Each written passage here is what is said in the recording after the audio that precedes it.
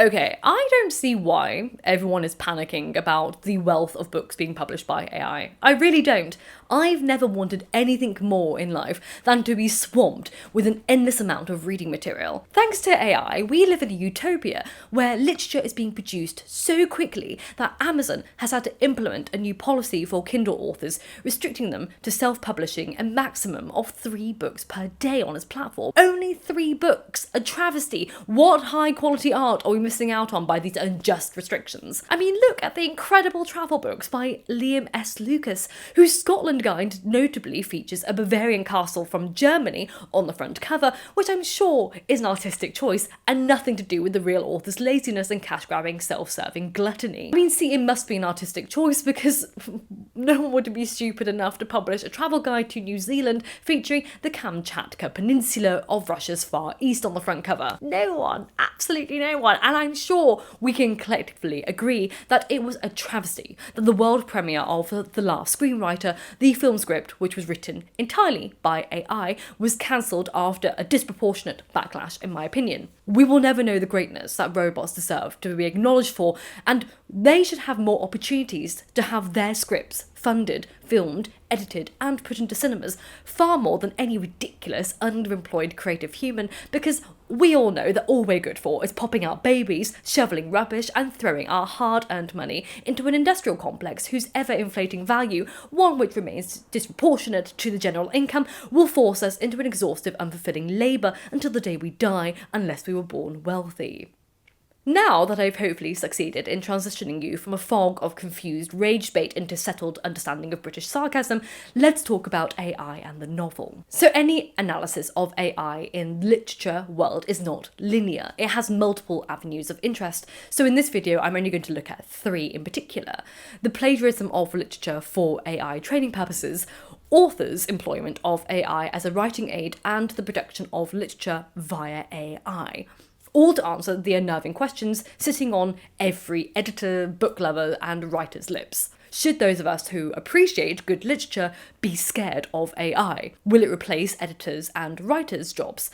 And finally, can AI achieve the creativity, emotional depth and narrative complexity that human writers can? So let's start with the basics and talk about a very easy question. What's a great novel? For those confused, I'm being completely facetious. I can't answer that question very easily in a video that would take a few books worth of philosophical exploration. What constitutes great literature has been a theoretical and philosophical debate for centuries. Centuries in which the overarching discourse has been primarily led and determined by, and trigger warning for those of you who are easily offended and a little bit snowflakey about this discussion, a dominant Western white patriarchy. Now, before you all write angry comments down below about how this feminist shill has offended you by positing the historically accurate observations about the majority of the writers of the Western literary canon, I want to emphasise this is not a criticism.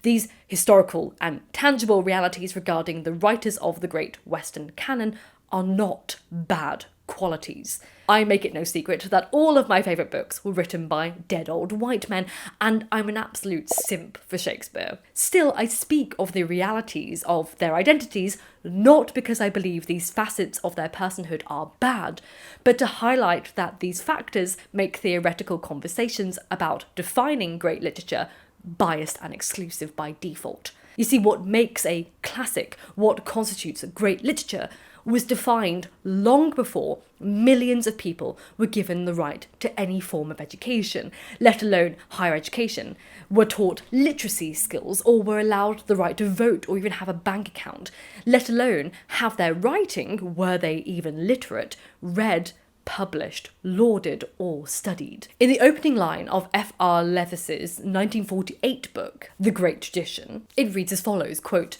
"The great English novelists are Jane Austen, George Eliot, Henry James and Joseph Conrad," which, if you've read Conrad and you're similar to me, the final sentiment makes you want to gag. But in their blog analysing this text, Nasrullah Mambrol states that the book, quote, embodies Leavis's characteristically new critical austere rejection of styles of fiction that he found lacking in moral intensity, a clear reaction to an age characterised by the ideologies of fascism and communism. Well, that's pretty good, isn't it? Except is a little bit limited. Lewis had an idealism about great literature. He believed great literature was that which maintained cultural continuity. And in British terms, that very much meant white, straight, primarily male, upper class, but primarily upper class and white. The critic, he believed, was one who upheld, quote, the best that was known and thought in the world, which, yes, is an ideology hinging on the supremacy of a ruling mindset. And such a mindset rules not because it was carefully created a melting pot of ideas and knowledge. It rules because it was one established by force, privilege, and power. That's not me discarding this theory at all. Lewis posits that the great novel is one that richly and poetically communicates the central human experience. And over time, diverse writers have demonstrated that this experience is far more profound than we could ever have imagined. Because thankfully, the world has become far more diverse, or open to diversity. More and more people are being given the fundamental human rights of literacy skills, and we as societies want to hear from more voices from around the world. This gift has only been aided by incredibly talented translators and access to higher quality education for more people globally. Though incredibly dominant, the Western ideals of what makes the great novel have become more diluted thanks to globalization and diversification. However, there is an even more dominant factor determining the great novel nowadays: commercial success. Plato's Republic and Shakespeare's First Folio are hardly top sellers in today's market.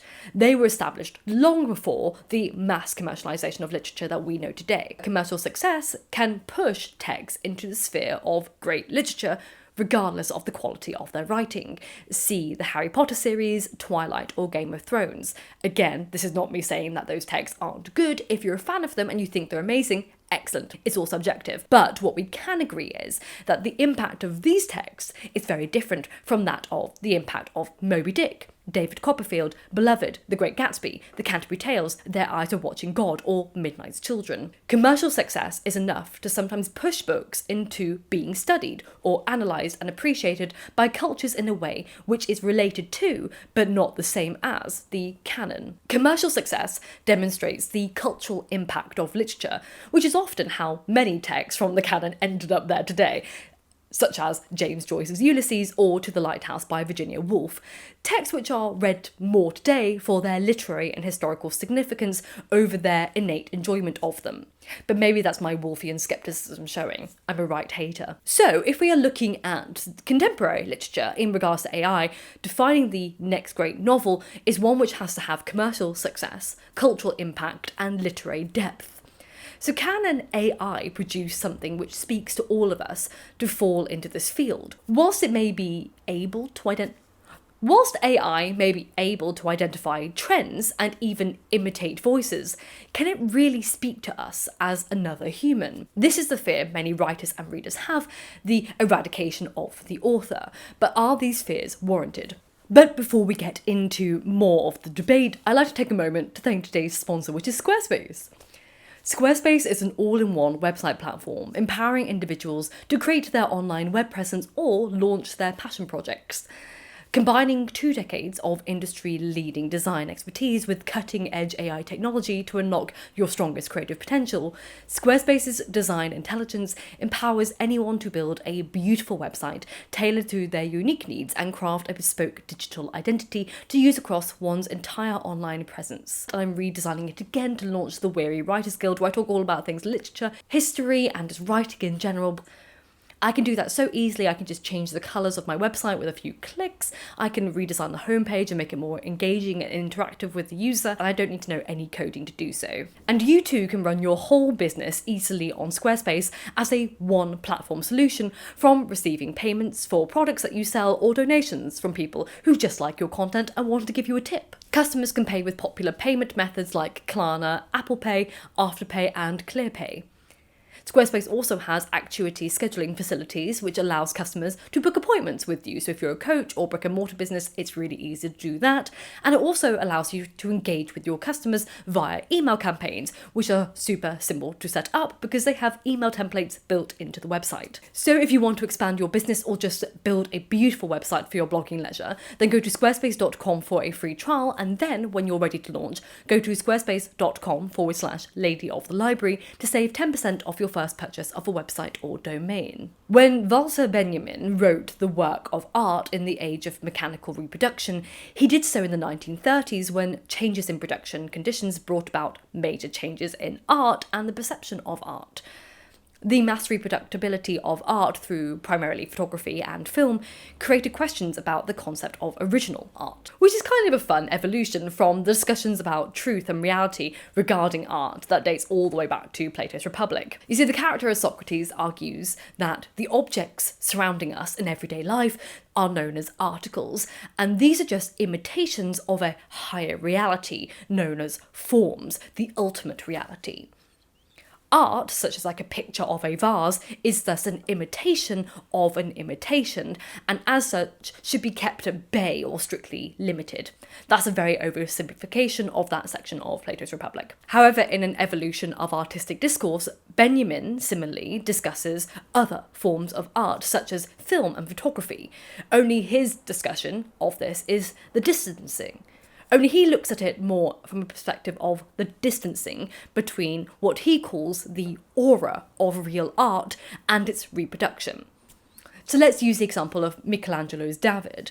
In the world of Benjamin's mass reproductive artwork, many of us can see and experience the sculpture through photography and film and even little tiny statues without ever having to see the real thing in real life. However, Benjamin believes that these reproductions do not allow the viewer to experience the aura of that artwork, that which is the here and now of the art, which he considers withers in the age of mechanical reproduction. So using that to kind of bounce off of, in the world of AI written literature, I believe that's what prevents AI from ever evolving into a real threat to authors and great literature. It's kind of like a cousin of Benjamin's aura. There's an intimacy we experience when reading texts, fiction or non-fiction. There's an essence of consideration and empathy and connection, experience, life and passion, dedication and commitment, and even errors that we stumble through and across when we engage with literature. We can see the nuances of an author's voice, their tone, beliefs and interests through their writing, even if something is not directly discussed by said author. So let's take a look at a case study for this bit, the opening of David Copperfield. Quote, "Whether I shall turn out to be the hero of my own life, or whether that station will be held by anybody else, these pages must show. To begin my life, with the beginning of my life, I record that I was born, as I have been informed and believe, on a Friday, at 12 o'clock at night. It was remarked that the clock began to strike, and I began to cry simultaneously. In consideration of the day and hour of my birth, it was declared by the nurse and by some sage women in the neighbourhood who had taken lively interest in me several months before there was any possibility of our becoming personally acquainted, first, that I was destined to be unlucky in life, and secondly, that I was privileged to see ghosts and spirits, both these gifts inevitably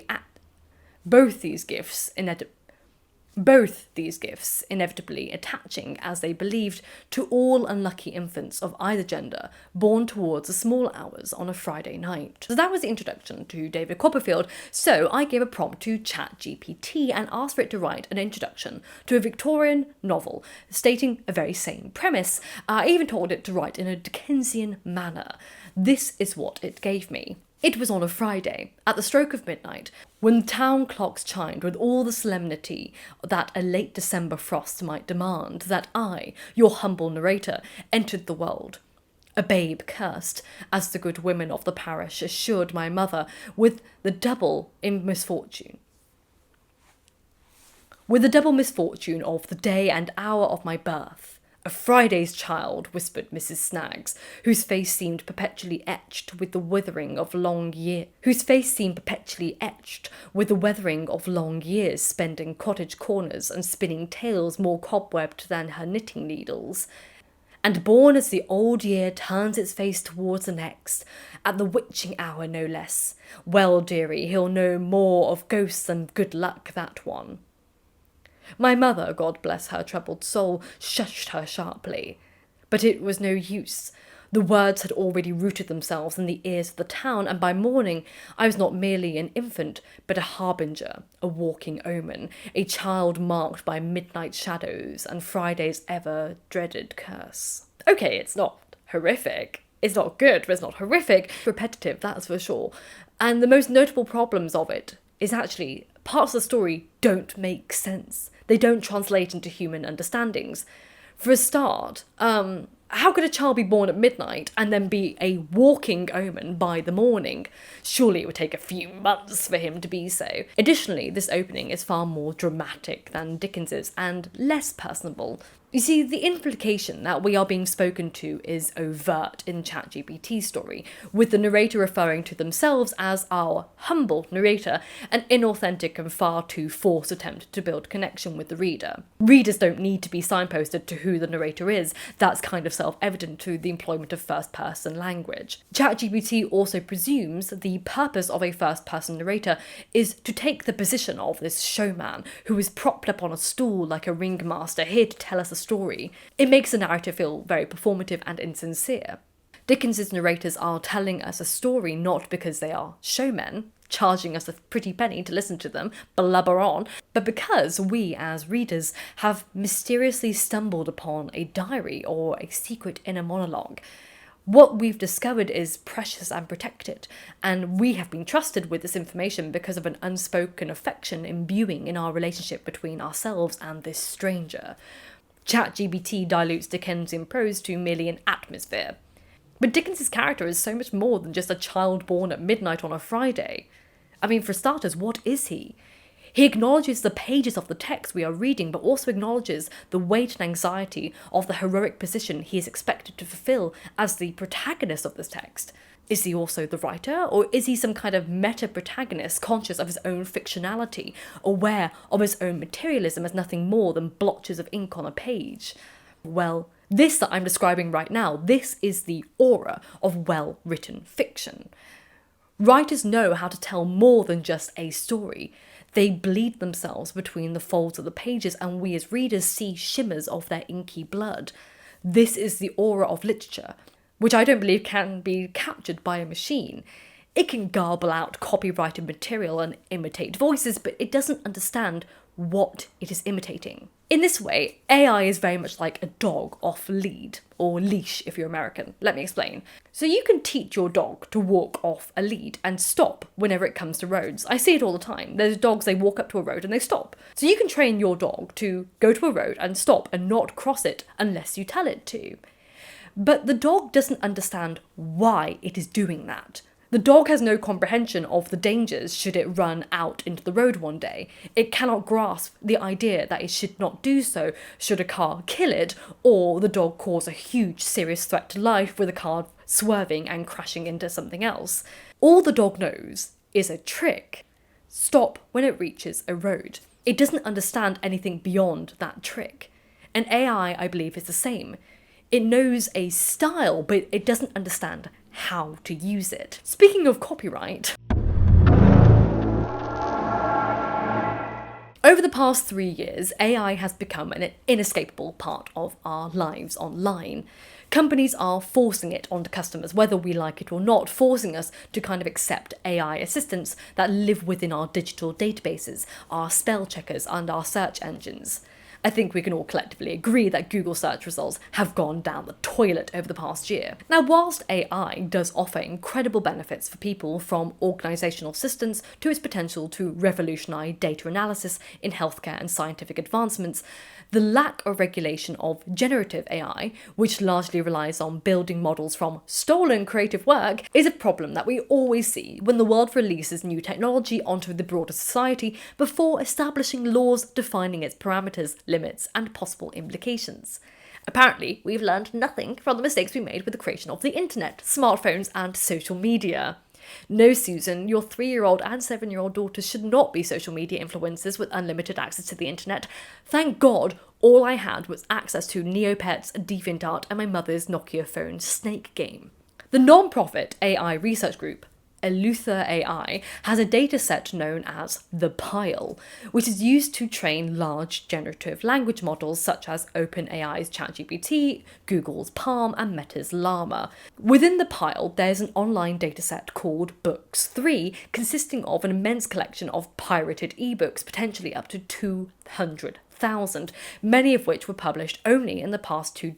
Ta-Nehisi Coates, Margaret Atwood, Val McDermott, James Patterson, Stephen King, John Saunders, and Zadie Smith are just some of the authors whose works were pirated into Books 3. And this list we can see thanks to The Atlantic creating a searchable database for the books comprising of Books 3. In the years following, many authors have signed petitions and have even discussed and launched, in the case of artificial intelligence company Anthropic, class action lawsuits for misusing their books to train AI. Of course, AI companies are in the favour of asking for forgiveness rather than permission. It's cheaper for them to use copyrighted material without permission or paying for the rights to use it, earn billions from the information and then possibly pay for the lawsuit to defend that position than pay for the authors and creatives on ground zero. And through stealing is where AI has learned many styles. It's learned trends and patterns in people's writing, from YouTubers to popular journalists and authors. But I iterate again, like a dog who stops at a crossroads, it doesn't understand the styles, and it also doesn't evolve as the authors do. Authors may have trademarks in their writing, words that they enjoy using, and even repeated metaphors and allegories. But where these authors developed these traits is unknown to the AI, and that shows. AI may know basic information about the author, such as if they were raised Muslim or Christian, or if they're a queer writer. And with that information, AI can calculate how that background may influence the ways those authors employ certain imagery.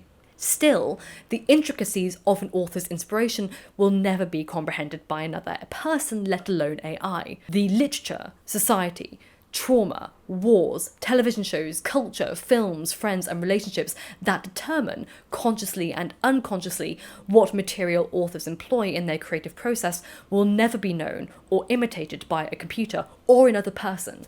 So the AI will only ever regurgitate a surface-level understanding of their writing, never a psychologically in-depth one. But that doesn't stop authors from using AI. When looking at how writers employ AI, we have two wildly different camps here. We have authors who employ AI as an editorial tool, and those who posit themselves as authors but who really use AI to produce their books from start to finish without any human input. Now, both of these areas fascinate me the most because I have worked and still work in fields where this employment of AI impacts my employment. I have worked as both an editor, a copywriter, and a ghostwriter. So I'm going to start here. First and foremost, editorial software correcting people's spelling and grammar has been around for decades, yet editors and proofreaders have sustained their employability and value.